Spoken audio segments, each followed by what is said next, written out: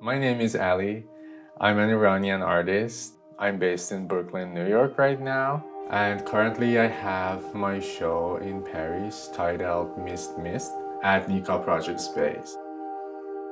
My viewers, other than Iranian community in Paris, are also French people because I think that there is familiarity with Iranian art and particularly Iranian films in France.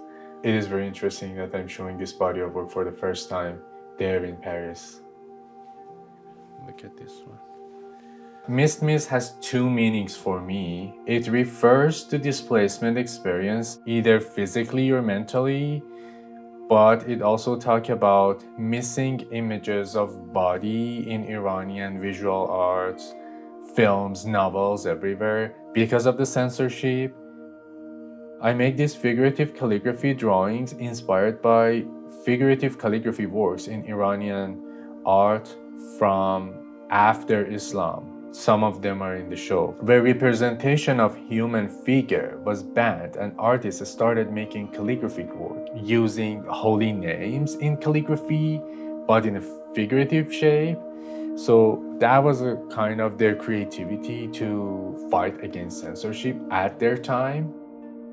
These limitations create their own visual language. You can see in my figurative calligraphy works that I'm kind of doing the same process.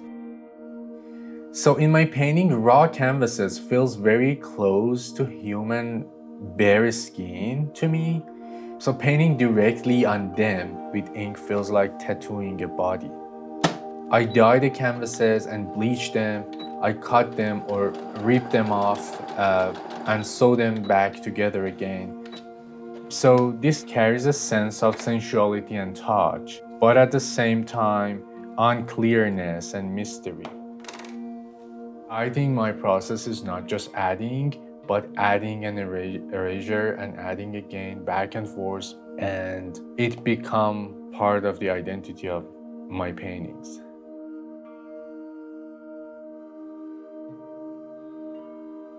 For a long time, I had this problem with painting that it's a back and forth relationship between me and the image. And a very important part in my painting is that I feel casual and comfortable enough with the painting to be closer to who I am. And probably it makes the painting more honest, it makes the art more honest. So for that reason, it was a very important moment in my work the time that I ripped off the first canvas, because since then I felt that okay, I can do anything now. I wasn't limited to just start a painting at some point and finish it at another point. If I don't like it, if I'm not happy with it, I can just rip it off and then sew it back again in a different arrangement, or I can cut through it and add a piece of that to another painting. So there is no hierarchy in some way in my painting. I can just cut them and add them to each other. So in some way, I don't make different paintings. I make just one piece because all of these together has the potential to be added to another piece. I used to have some figures in my earlier work, but they slowly started finding their way into my painting.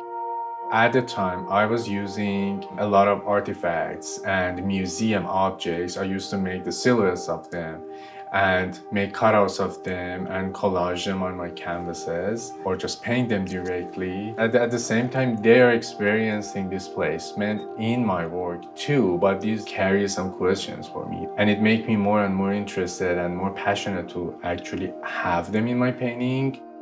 In Mist, I'm showing these figures individually for the first time, which gives them much more power and allows them to interact more directly with the viewer alongside the earlier architectural works.